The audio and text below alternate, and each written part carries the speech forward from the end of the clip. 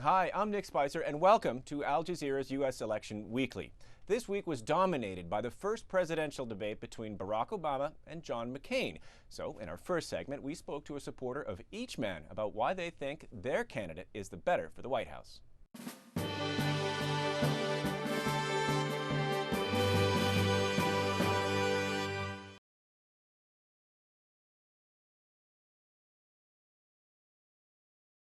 My name is Steve Springer, and I'm an attorney in Philadelphia. We're here in Philadelphia in Center City today. I believe that it's extremely important in this critical election that people register to vote so they will have a right to vote. And I am registering people, be they Democrat, Republican, Libertarian, and I jokingly say communists as well.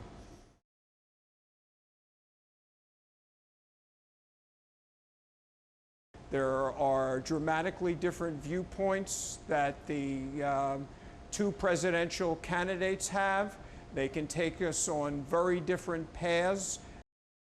I decided that the person who had the best message from my liberal democratic point of view was Barack Obama. He has a message of hope. He has a message of change. I believe that the way he conducted his campaign is a good tip-off that he has marvelous executive abilities. In Philadelphia, which is heavily Democratic, you generally tend to get the overwhelming number of people registering Democratic. I don't think that Barack Obama has sharpened his message sufficiently. I think there is also a racial factor that enters into the closeness of the race. I hope that people vote on the merits. I think it will be a wonderful step forward for the entire country. Blacks and African Americans throughout the country can look at Barack Obama and say, I can be president too. I think it will be wonderful in the world generally. They will look at that and say, America's words really are true. They believe in the same things that are in the Declaration of Independence and the Constitution.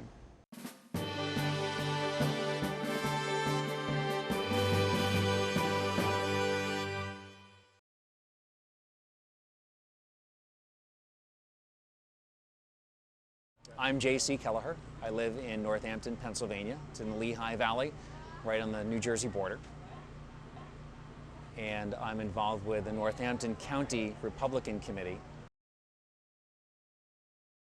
John McCain fits into my idea of what this country is about.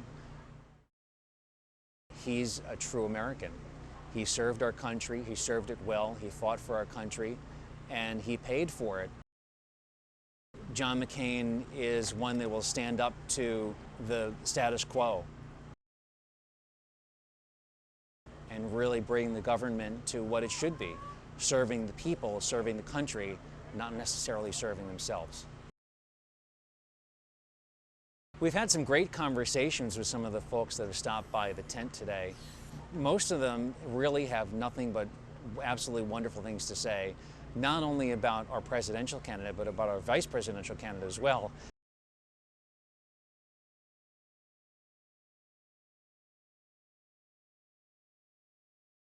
Having Sarah Palin on our vice presidential part of the ticket really energized our campaign and took it to a whole new level, just on her background alone. Being a real mom, being involved with her community, being involved in the government. The phone calls that I've made to folks, they're mainly concerned with the job market, the economy. A good portion of them, and I'd say that probably the number one issue, is national security. A lot of the folks are fearful that if the Democratic Party takes office, we would develop allies with countries who have been our enemies for quite some time. I was talking with my neighbor who just joined the military, and he's in the Army.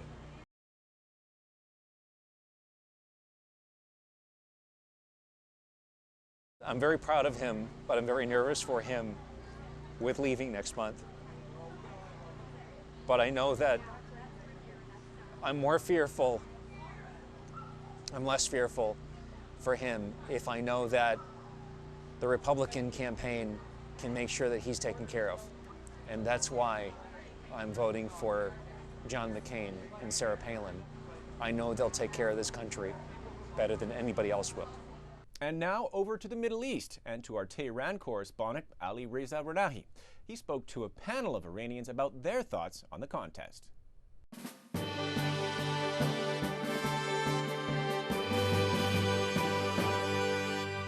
I'm joined here by Farid Shafiei Nouri, Sogol Zand, and Reza Mohammadi. We're here to discuss an Iranian viewpoint of the US election. Well, Reza, I start with you. Yeah. What do you think would happen if John McCain is elected? What do you think will happen if Barack Obama is elected? Yeah, I don't think like it would be like a dramatic difference between either of these parties. I don't find that much of a difference between the Democrats and Republicans. In fact, I would only distinguish them on the style. Maybe during the Clinton administration, they did apologize for the coup d'etat in 1953. But in reality, the means are different, but the end result is the same.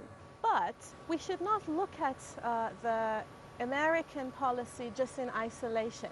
We should look at this, who's in power in Iran as well. Isn't Ahmadinejad in a better position to solve the problem with the United States than Khatami was? His speech at Columbia University, he was very, very much, forthright, down to earth. He said what he had to say.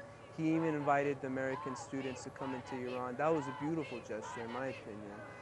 So yeah, there are qualities in Ahmadinejad that makes him more viable as a president of Iran to want to create peace with America. Iranian President Mahmoud Ahmadinejad has said that whoever becomes the American president next time has to deal with Iran, has to solve Iran's issue. Yeah, How much credit do you give to that? Of course, that's very. I never heard of it personally, but I think that's very true, because I think it's a time. It's exactly the time, because apparently, if I call Afghanistan and Iraq a problem, Iran going to be the next problem, because they have to deal with Iran because they need to deal with Middle East, and Iran is the key.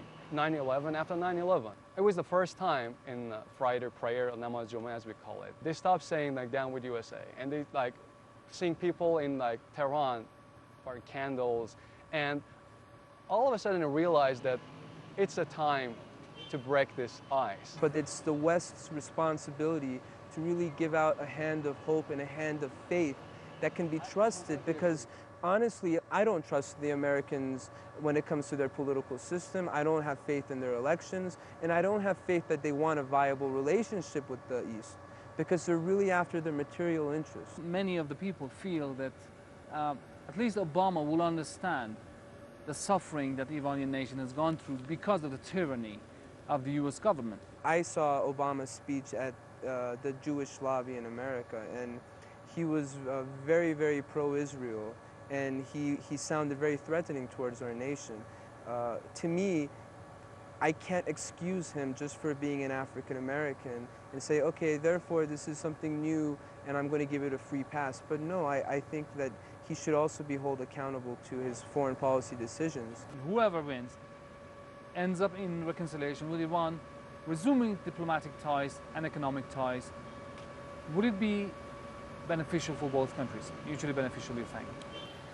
Yes, of course. Like, we cannot deny that Iran plays a very big role in the Middle East and is one of the biggest countries and one of the most strategic countries in Middle East. And we cannot deny that America is one of the superpowers, of course. So, of course, it's at both interests to reconcile and have diplomatic ties with each other.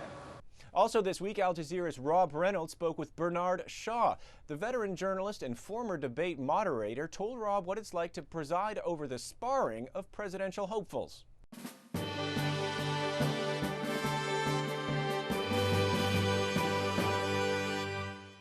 It is a struggle. to ask the question that will get these candidates to open up. I like nothing better than for candor to break out. Unadorned candor. But it's difficult. Voters can smell canned answers to questions. Governor, if Kitty Dukakis were raped and murdered, would you favor an irrevocable death penalty for the killer? No, I don't, Bernard, and I think you know that I've opposed the death penalty during all of my life. I did my best to ask a question that would go to the core of the issue with this person.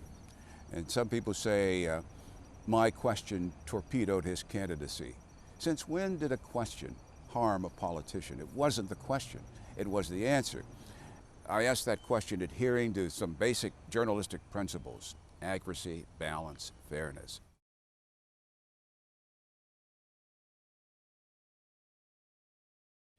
They actually are making judgments. Politicians, at their own peril, discredit the intelligence of the American voter. American voters are very, very sophisticated. Television, that camera does not lie. For a presidential debate, you have them at the same table or in the same hall under the same hot lights, responding to the same questions. Then you can make comparisons. That's why these debates are so important. The candidates know it, the voters know it. Al Jazeera's Mike Kirsch spoke to 3 voters in Florida for their reaction to the debate. He asked them who they thought had landed the most punches and who deserved their vote.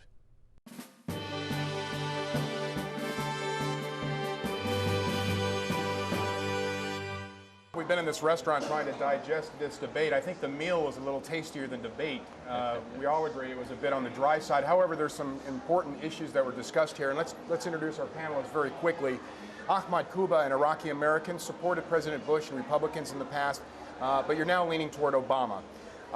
We have Renita Codrington, the mother of an American soldier who served in Iraq and was killed tragically in Afghanistan, leaning toward Obama. And Craig Gundry, a national security consultant, a registered independent. Craig, we talked about this before the debate. You were undecided, and have you decided after seeing this? Well, unfortunately, the debate itself overall was underwhelming. Most of the questions that I went into this debate with still remain.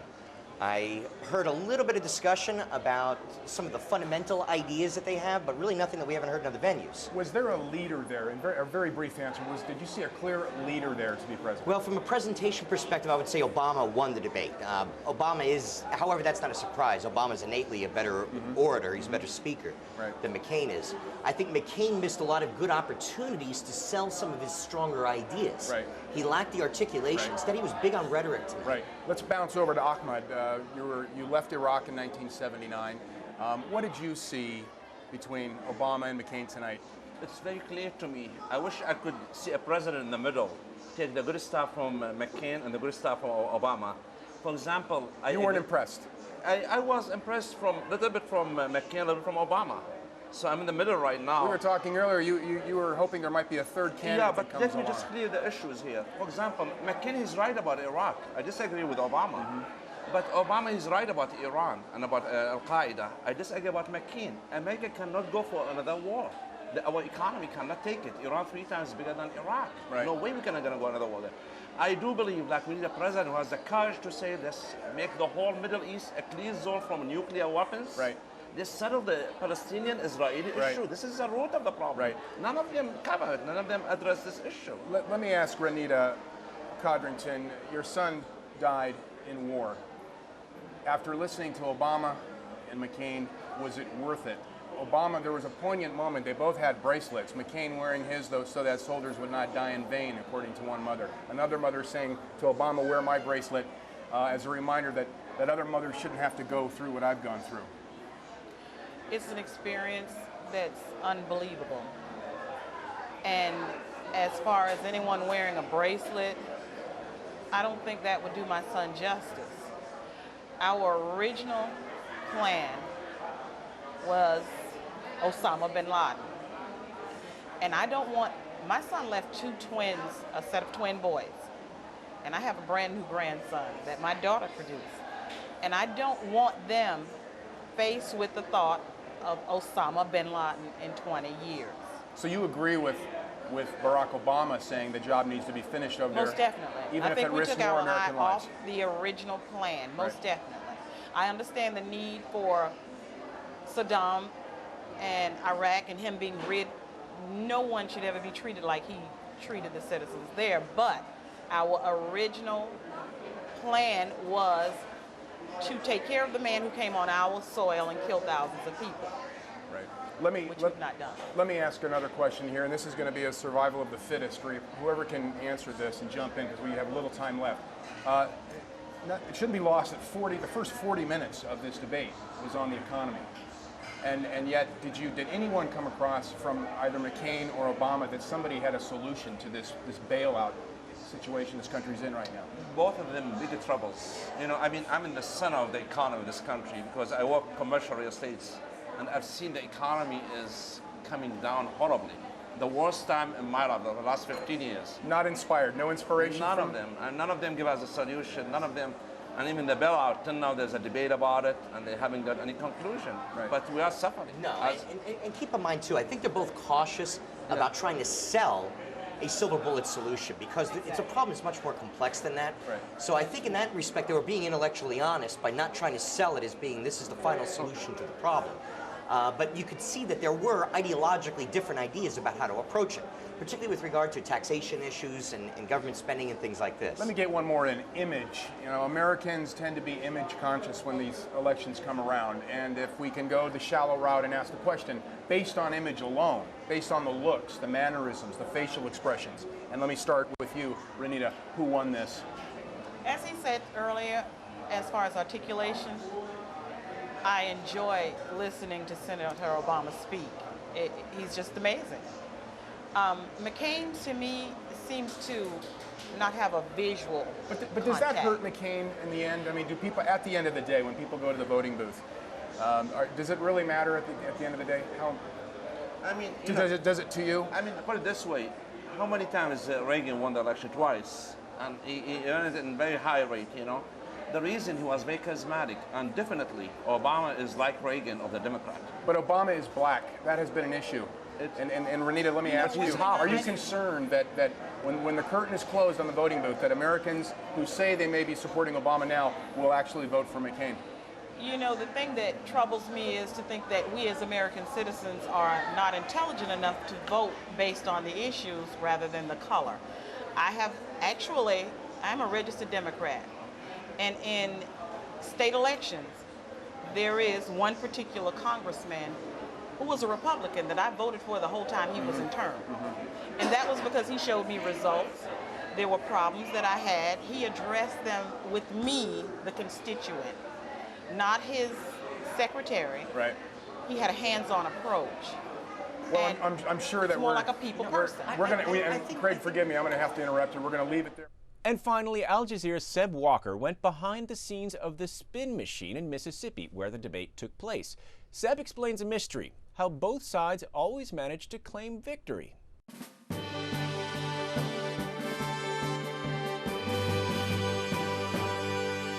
This is where the narrative of Friday night's presidential debate is really decided. While the assembled US media watched the sparring on TV, the candidates' surrogates kick into action.